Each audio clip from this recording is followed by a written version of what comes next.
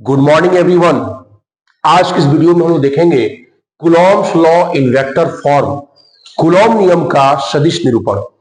पिछले वीडियो में हमने देखा था कूलॉम्स लॉ, काफी डिटेल काफी गहराई से समझा था, जिसमें कांस्टेंट का जो वैल्यू इलेक्ट्रोस्टैटिक कांस्टेंट के जो आया था या कूलॉम्स कांस्टेंट जो के आया था, इसके बारे में हमने मेंशन किया था कि के को डायरेक्ट 1/4πε0 लिखना गलत है, क्योंकि जब तक आप मीडियम मेंशन नहीं करते हैं तब तक 1/4πε0 लिखना गलत होगा। मीडियम आप स्पेसिफाई कर देते हैं कि हाँ हमने एयर में रखा है या वैक्यूम में रखा है, उस समय आप k = 1/4πε0 लिख सकते हैं जब हम वैक्यूम और एयर की बात करेंगे तब।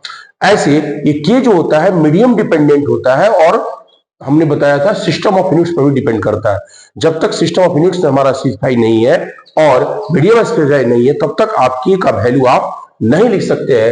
ये मीडियम डिपेंड होता है। हमने लिखा था पिछले क्लास में k = 1/4πε0 = 9 × 10⁹ मीटर स्क्वायर पर कूलम इसका वैल्यू होता है, where ε0 is the permittivity of air और vacuum, that is called absolute permittivity of air और वैक्यूम।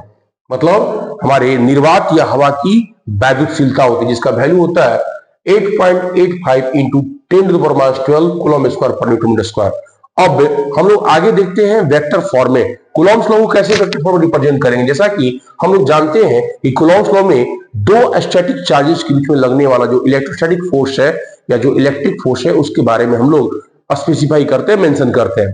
तो हम लोग फोर्स को पहले डायग्राम के द्वारा पहले फिर से एक बार क्लियर कर रहा हूं। हमारे पास दो स्टैटिक चार्जेज हैं Q1 एंड Q2।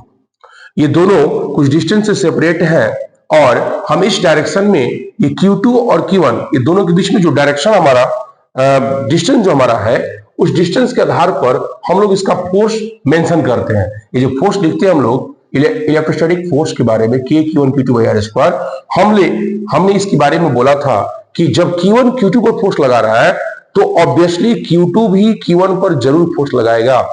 यदि Q2 ने Q1 पर फोर्स लगाया है तो Q1 भी Q2 पर फोर्स लगाएगा।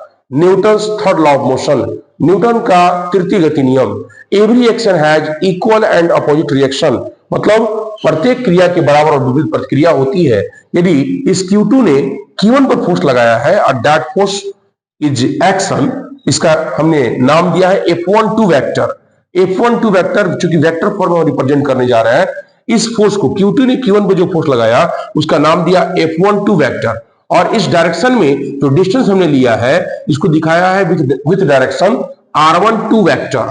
R12 के ऊपर आप एरो का साइन दिए हैं। इसके बाद इसको मतलब R12 किसी भी वेक्टर को हम लोग रिप्रेजेंट कर सकते हैं मैग्नीट्यूड और यूनिट वेक्टर के फॉर्म में। उसके यूनिट वेक्टर के फॉर्म में मतलब यूनिट वेक्टर हम लोग जस्ट डायरेक्शन यूज करने के लिए डायरेक्शन को रिप्रेजेंट करने दिखाते हैं। इसलिए इस R12 वेक्टर को हम लोग इस डायरेक्शन में जो हमने दिखाया है R12 वेक्टर, इसको लिख सकते हैं R12 एंड R12 कैप।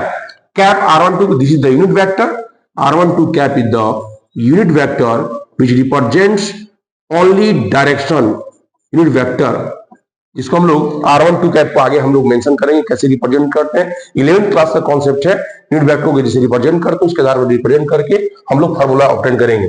देखिए तो जब इसने जो फोर्स लगाया उसका नाम दिया F12, ये हो गया एक्शन। तो ये छोड़ेगा क्या, Q1 भी Q2 पर फोर्स लगाएगा according to Newton's third law of motion, equal and opposite, बराबर और विपरीत दिशा में जो फोर्स लगेगा that is known as reaction. इसका नाम दिया गया रिएक्शन, मतलब प्रतिक्रिया। इसका इस फोर्स का जो डिनोशन हुआ है F21 से, यहां जैसे F12 किया हमने, अब Q2 पे हमने फोर्स देखा है Q1 के द्वारा F21 vector.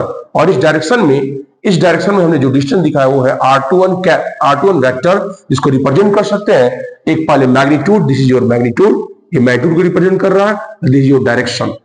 R21 cap direction को इंडिकेट करने के लिए और ये आपको मैग्नीट्यूड रिप्रेजेंट करेंगे। ठीक उसी तरह से यहां भी ये मैग्नीट्यूड को बता रहा है और ये आपका डायरेक्शन को बता रहा है। अब हम लोग लिखेंगे कैसे, ठीक है, इसको कैसे वेक्टर फॉर्म में दिखा रहे हैं F12 को थोड़ा सा देखते हैं। फर्स्ट ऑफ ऑल एक्शन, जो एक्शन फोर्स है हमारा, एक्शन फोर्स, उसका नेमिंग हमने किया है F12 वेक्टर। F12 वेक्टर को हम लोग रिप्रेजेंट कैसे करेंगे मैथमेटिकली समझिएगा। क्योंकि फोर्स एक वेक्टर क्वांटिटी है और इसको हम लोग वेक्टर फॉर्म में हम लोग रिप्रेजेंट कर सकते हैं कूलॉम्स लॉ को ठीक है, इसमें फोर्स को मेंशन करते हैं।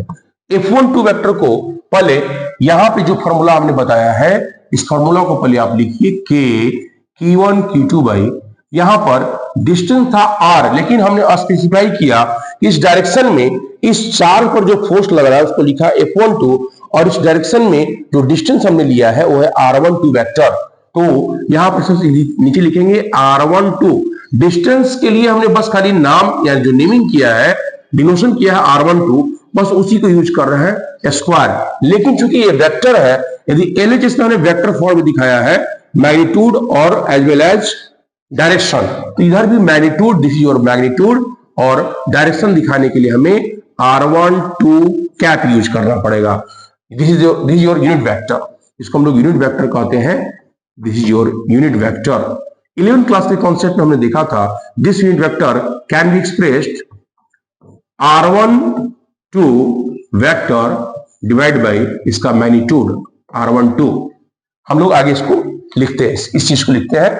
This is your concept of 11th class. और R12 वेक्टर ऊपर वेक्टर फॉर्म दिखाइए और नीचे उसके मैग्नीट्यूड से डिवाइड कर देते हैं, मॉडुलस से डिवाइड कर देते हैं, तो मिल जाता है उसका यूनिट वेक्टर। तो इधर भी डायरेक्शन दिखा दिया, इधर भी डायरेक्शन दिखा दिया, LHS और RHS में दोनों में। अब इसको आगे बढ़ाकर हम ऐसे भी लिख सकते हैं, F12 vector equal to K Q1 Q2 by R12 square. हम लोग K 1/4 पाई एप्सिलॉन नॉट लेकर नहीं चलेंगे, जहां पर मीडियम स्पेसिफाई होगा वहां पर हमने K हम लोग एक्सप्रेस कर देंगे। अभी फिलहाल मतलब K ही लेकर चलेंगे, K Q1 Q2 by R12 square. यहां पर इस यूनिट वेक्टर को चूंकि फॉर्मूला होता है, 11th क्लास का कॉन्सेप्ट है, इसको लिख सकते हैं R12 vector divide by R12 मतलब इसके मैग्नीट्यूड या मॉडुलस से हमने डिवाइड कर दिया, तो मिला R12 vector divide by R12। इसको हम लोग आगे बढ़ाकर लिख सकते हैं कि Q1 Q2 बाई, यहां से R12 स्क्वायर और एक R12 हमें यहां भी मिल रहा है, दोनों मिलकर हो जाएगा क्यूब, मतलब यहां पे 2 यहां पर 1, तो R12 का क्यूब, ये हमारा क्यूब फॉर्मेट में चला गया। तो बचा क्या हमारा, बगल में जो बचा डायरेक्शन बताने के लिए R12 वेक्टर के फॉर्म में। इधर भी हमने दिखाया, इधर भी वेक्टर फॉर्म, इधर भी वेक्टर फॉर्म, LHS RHS दोनों हमने एक्सप्रेस कर दिया। इस चीज को हम लोग ऐसे दिखा सकते हैं। अब सिमिलरली यदि हमारा रिएक्शन फोर्स हम बात करें, तो रिएक्शन फोर्स को भी सिमिलरली हम लोग दिखा सकते हैं। ये हमारा एक्शन फोर्स को हमने दिखाया, this is your action force F12 vector. अब जो Q2 पर जो फोर्स लगा था Q1 के द्वारा, उसका नाम था F21 vector. Similarly reaction force यदि इसको हमने रिएक्शन फोर्स माना है, इसका नाम दिया है F21 vector can be expressed. कैसे एक्सप्रेस करेंगे, देखिए एज बिलो, कैसे, जस्ट लाइक सिमिलरली हम लोग इसी तरह से एक्सप्रेस करते हैं। F21 वेक्टर फॉर्म में इन LHS, तो RHS फॉर्म में भी हम लोग RHS में भी दिखाएंगे वेक्टर फॉर्म इसको। पहले magnitude K Q1 Q2 by, अब चूंकि F21 है और इस डायरेक्शन में जो डिस्टेंस दिया था वो दिखाया था R21 वेक्टर, R21 यहां लिख देंगे पहले होल स्क्वायर, और इसमें यूनिट वेक्टर का यूज करेंगे R21 कैप।